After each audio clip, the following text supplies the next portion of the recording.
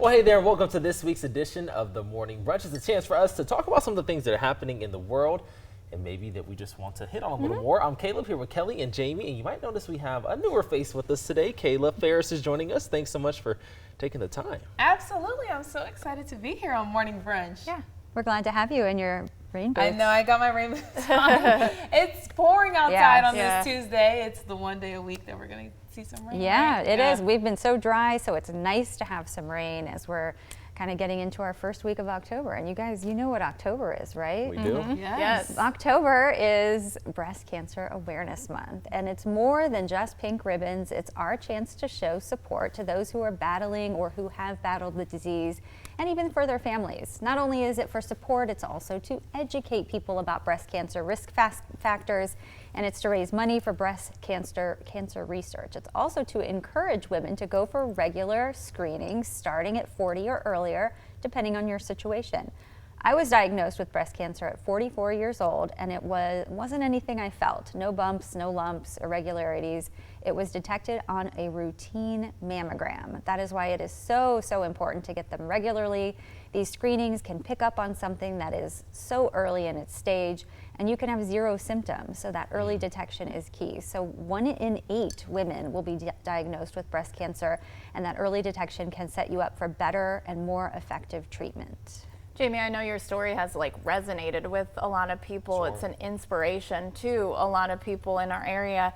Did you have any history in your family?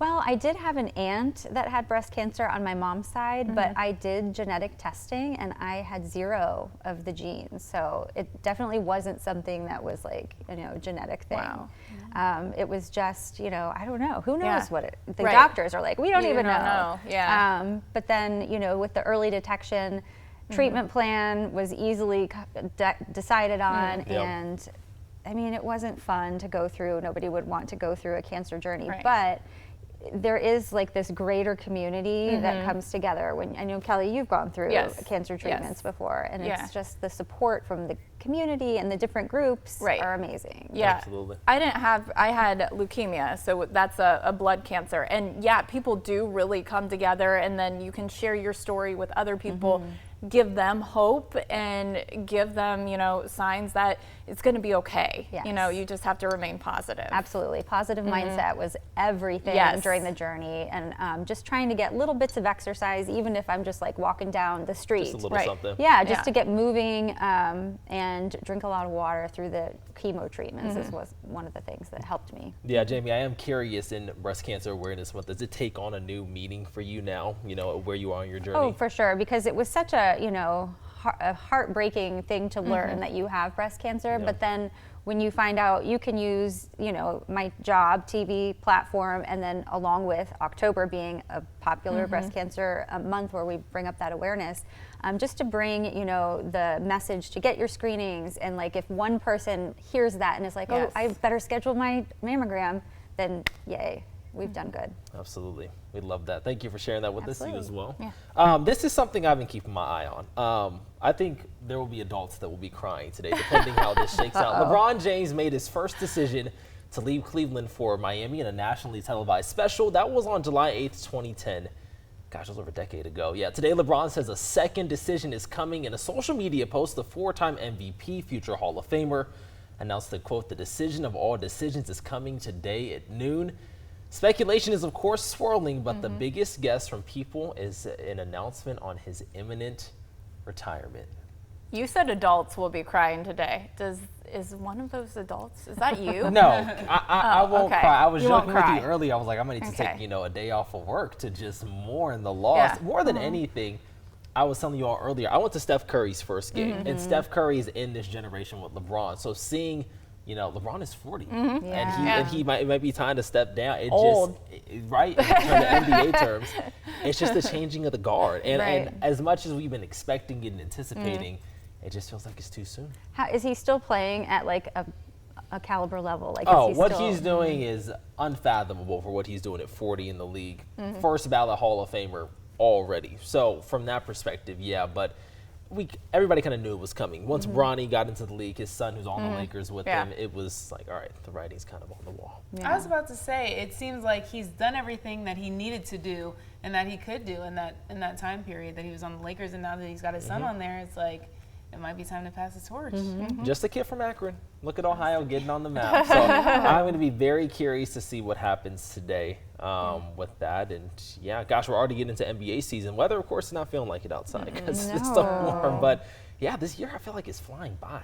Yeah, it really is. We do have some real football weather coming this week, so we're going to get there. But who would you say are like the up and coming players that, you know, in the next generation of basketball? Well, most notably over in Indy, you got Obi, and you have the Obi Pacers and their young squad. And then you have Shai Gilgeous-Alexander, Oklahoma City, Chet Holmgren, all them boys down there. Orlando Magic has Paolo Banchero. So there's a handful of teams that I think are kind of taking on and, you know, taking that torch, and we'll see what happens. I would love to get over and see Obi play. Yeah, and it's not too far. I know a lot of people here in Dayton have Indiana Pacers tickets because, hour, 2 hours tops to get over there. It's not far at all. Yeah. All right. Well, this is also my favorite time of year because it's October. It's Halloween. It is my favorite time because you're dressing up, you have costumes, and I get into Halloween, and couples costumes are actually making a comeback. So Chili's is bringing back a fan favorite. Take a look here. The stretchy cheese pull costume for two is back. It's inspired by the chain's Nashville hot mozzarella sticks and sold with their famous triple dipper meal. Last year, the costume sold out in just 20 minutes after Chili's went viral on social media. And it's for its giant cheese sticks, impressive cheese pull. The costumes are available right now for $75 on Chili's website. I think this is one of the most creative couples costume, but I hope you like your significant other because you're stuck with them the whole night. Oh yeah, that is that's the price you're going to pay if you're doing a couples costume. Yeah. We've talked about it a lot though. We love creative couples costumes, group costumes. Just altogether, creativity gets major points in my book for Halloween. My favorite costume I've ever gone as, I went as a Vegas showgirl one year. And so I made my whole costume. Did you have the head? I had the head, everything? yeah. So what I did was I took a sun visor, I turned it upside down, and then glued feathers on it. Nice. And it was a tall costume, yeah. And then I sewed feathers on a like ballet leotard all over. And so yeah, that was my favorite costume I've ever gone. Okay. Very I creative. love that. Yeah. And with this, I would say any Halloween costumes down here? Anything you guys got planned that we need to know about? I don't have mine planned. I'm not good at planning in advance. So I'll probably have my Halloween costume on like October 28th if we're lucky. But hopefully it'll be something interesting. I don't know if you have a Halloween costume. I'm supposed to dress as a game. Like it said your favorite game or video game. So I have to think of something. I will, I'm sure. Okay. You know what? There's a lot of characters in Candyland. Oh, I love that you could go Candyland. to, go as, you know? Yeah. Operation's a good one. Yes, I think Operation would be cool. Sorry's a good one. Just go as like one of those game board pieces and You put could Sorry do that. across you. You can do Monopoly. There's characters in Monopoly as well. You could do like the classic, like Queen of Hearts. 'Cause Yeah. you do, like a card game kind There of creativity. I think you would make a good Queen of Oh, Hearts. thank you. Yeah, options are plentiful. I think that's part of the hard part though of Halloween is you have so many things you can choose from. I like to recycle costumes. I don't know if I'm allowed to do that, but we're gonna do it anyway. I was a nurse, a doctor. I had a stethoscope, and it was like $30 for the stethoscope. So I was like, well, I'm gonna get my use out of it because you only wear it one night a year. Yeah. And then I lost it, so I won't be that this year. That's okay. Well, one of my favorite things about fall too isn't just the costumes, but it's also the food and the food as well as the drinks. So it has to do with Starbucks. The push for more protein is creeping into some of our favorite drinks. You know, we all love the PSLs and the apple spices, but Proffee is protein and coffee combined. It's the next viral craze in the health community to increase your protein intake. Major brands like Starbucks are also getting in on the protein coffee trend, and last week it rolled out a new protein cold foam to give customers the boost they need. So it's like you can get your pumpkin spice, but you can get a little protein cold foam on top. So, you know, if you're working in that diet or if you're just trying to get that protein in, you could do it that way. Well, Have you tried it yet? I have not, Yeah. but I think it's interesting. Yeah. I'm a little like nervous about it, but I need to see some more reviews first. But you're the coffee queen. Like, would you go for this? I was gonna say, Absolutely. is there protein in this? Look how big this cup is. There needs to be some protein in here. It's all it's in here is black coffee. That's it. I mean, I was gonna say, I buy bread that has protein in it. I buy noodles that have protein in it. So like, why wouldn't I get coffee with protein in it? Especially because I have a child who cannot gain weight. Like, this kid is skinny, so I think this would be good for him. Yeah, Does eating. he drink coffee? He does, not regularly, but like once a week he'll be like, "Can I go to Starbucks?" So I'm like, "Yes, as long as you get the protein." Sure, yeah. Eating for purposeful weight gain is hard. To a certain extent, you are just stuffing your face with food. But if the protein hack, you can get in the bread and the pasta, it will milk. help. In Yeah. the milk especially. And I think that's how a lot of these are based. They're probably milk-based proteins Probably. that you put in the coffee. You have to let us know how it is, though. I will. I'll try it. I'll absolutely try. My fiance goes to Starbucks all the time, but he gets the same thing. English breakfast tea. Yeah. So he gets that every time. But I like to try different things. So I will try the protein drink. What's your go-to Starbucks drink? Would you do the pumpkin spice with the protein on top, or what would you do? I don't have a go-to because I constantly am trying the new things. So I like the dragon fruit refresher. I love the summer berry lemonade when they had refreshers that are one good. with the little boba. Oh, that was probably one of my favorite. And then I like the matcha. I like the cold brew. I like it all. You like it all. Any coffee, I like it all. Yeah, it doesn't really matter at this I point. think it would be good on Yeah. the matcha. Yeah. The protein on the matcha. It would feel like ultra healthy. Yeah. Oh, the yeah. lavender one. Oh, Have the you ever tried lavender the one's lavender Yes, one? the lavender Yes. matcha. I love is the my lavender. fave. So It's good. good. I need to venture out because I don't think I've tried any of these. So at some point we'll get there. And there's some more local spots popping up, Seven Brews and Yeah. Dutch Bros. So other things to keep in mind. But hey, we're going to be right back and get you some more stories that we want you to know about. Stay with us. We'll be right back. Yeah.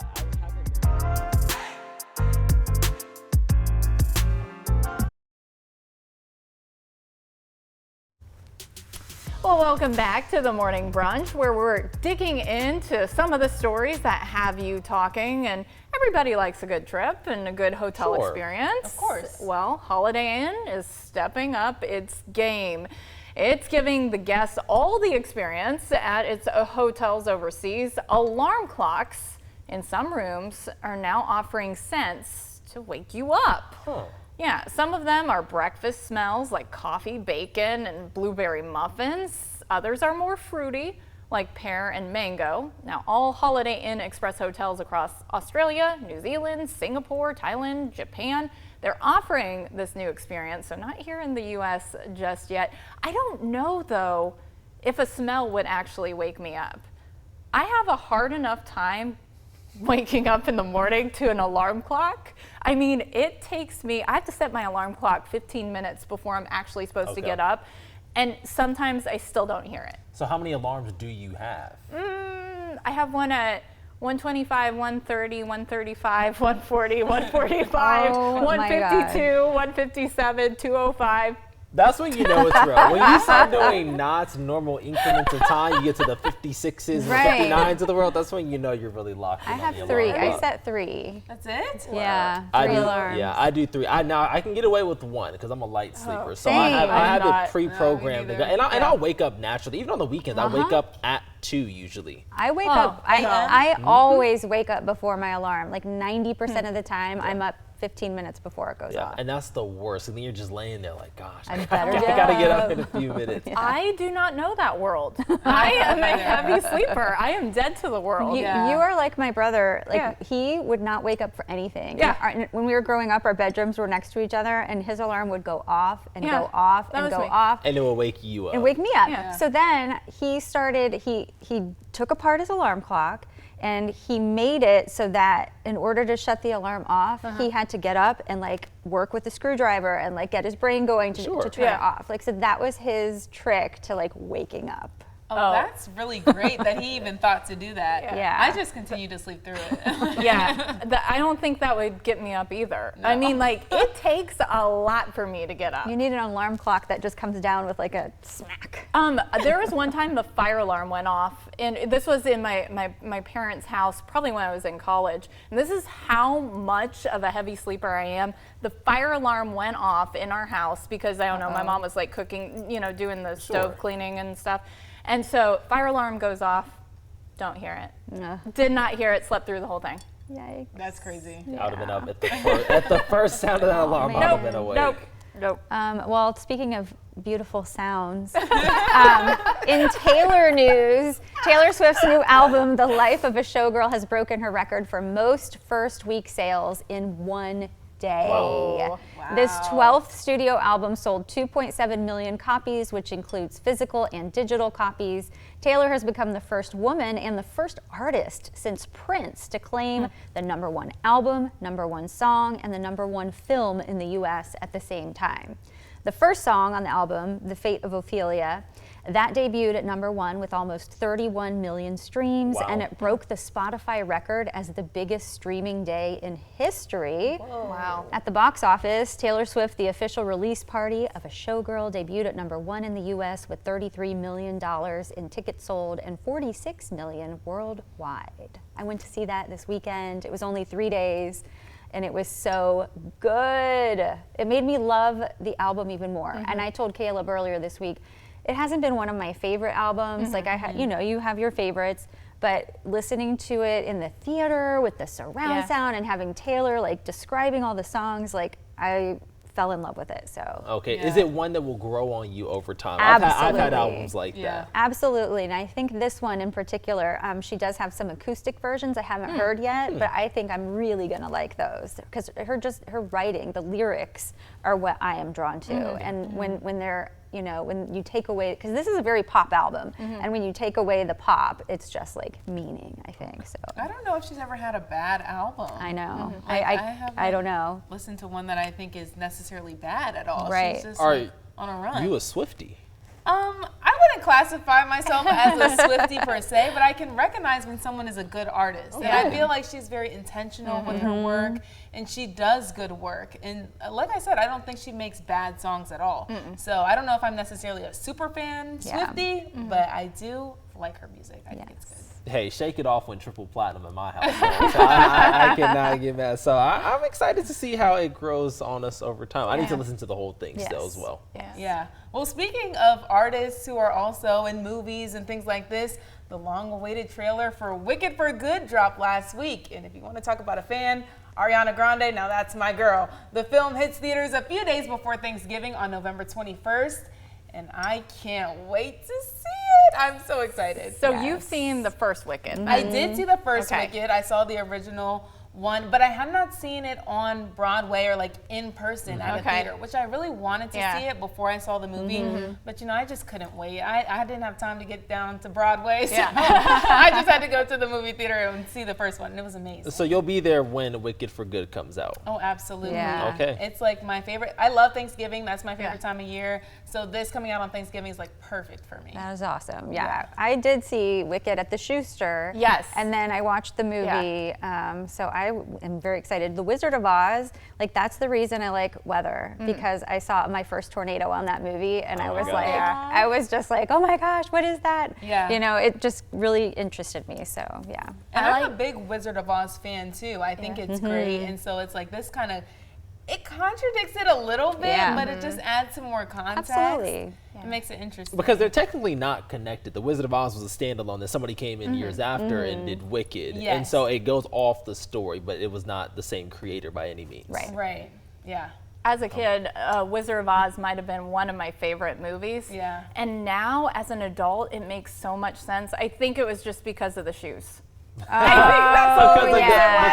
ruby red slippers. That does make sense. Because of Dorothy's ruby red slippers. Oh, and the Wizard, Yes. the Wizard of Oz. Yeah, I think that's the only reason why I liked Wizard of Oz at this point was the ruby red slippers. I wanted a pair. I enjoyed Wicked in theaters. I might go see Wicked for Good. Here's my problem. That movie was too long. Yeah. It was 2 hours and 45 minutes.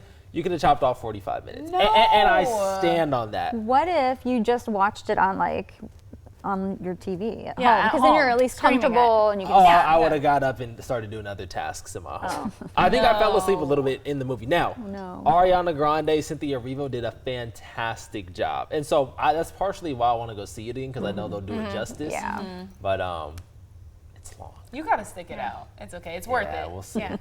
Yeah. Speaking of, we're in spooky season right now. We're all excited about this. One candy company, Haichu, they asked people in 50 states to rank how much they enjoy Halloween on a scale of 1 to 5, 5 being the top. 5. So 5. which state is the Halloweeniest, if that's a word? Ohio actually was 18th, the score of 3.98. New York cars the most jack-o'-lanterns, and Arkansas watches the most scary movies. I will say, I was surprised we were not higher on this list. To me, Ohio screams fall. With the foliage and the way the weather changes, I was surprised we weren't top 10, maybe even top 5 on Wait, this what list. was our number? We were 18. number 18. Okay, yeah, that is. A score I mean, of 3.98. we're at least top 20. We are top Yeah. 20. Yeah, we were in the first half. But out of 50, so Yeah. it's not like Yeah, as good. yeah. When you put it that way, when you put it that way, I mean, I guess it's not very good. But It's a fun time of year, though. I mean, there's so many things. love I Halloween. need to go to the Circleville Pumpkin Show because of the donuts. I can't think of the flavor of pumpkin them. donuts? It's gonna Or they're the apple pumpkin cider something. It might be donuts? like pumpkins. There's something, but they're very, very good. I need to go over to Circleville. That's on my list of things to do this year.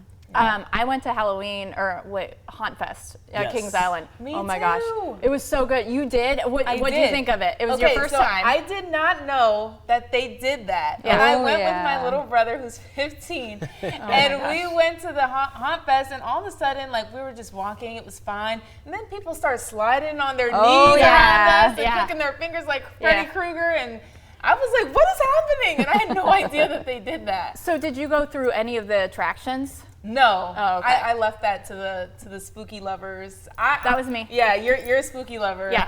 I don't like the scares as much. Oh, but I I did do. go on the rides? Yeah, the rides. The Yeah. thrill is more like my thing. Yeah. I like the thrill. That's not that's so much where the I'm spook at as and well. You scare. guys have gone this season as We well. did. We went this past weekend. I took my 9-year-old and his buddy, who were all talk Yeah. the whole way down. And the minute the monsters come out, they're like, "Ah." So yeah, it was Yeah. fun though. Understandable Yeah, it though. was good. The makeup and the actors, it's pretty impressive stuff what they do. And listen, Yeah. I have not gone. I'm going to go before the season's Yeah. over.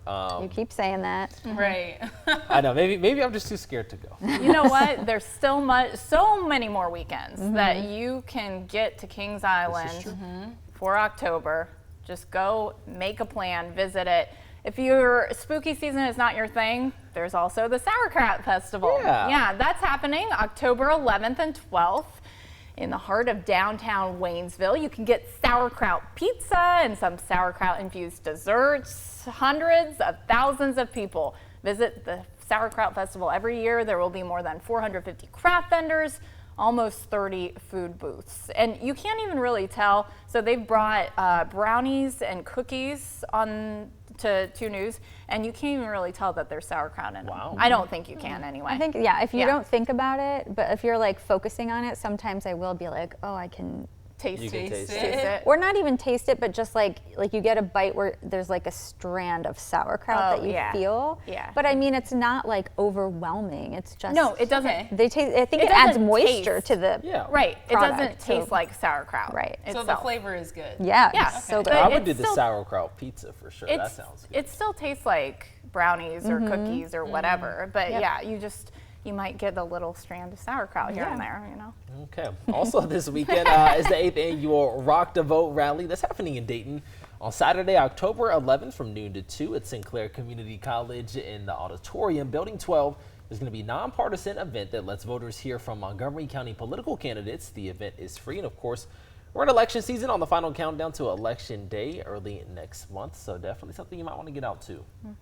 All right, and this Saturday, October 11th at Miami County Fairgrounds is Vet Fest 25. The event celebrates veterans and it's free to those to attend. There will be a concert, car and bike show, food trucks, along with tons of family activities. All right, lots of things to do. Well, thank you so much for joining us for this edition of the Morning Brunch. We hope you have a great rest of your day. We'll see you back here very, very soon.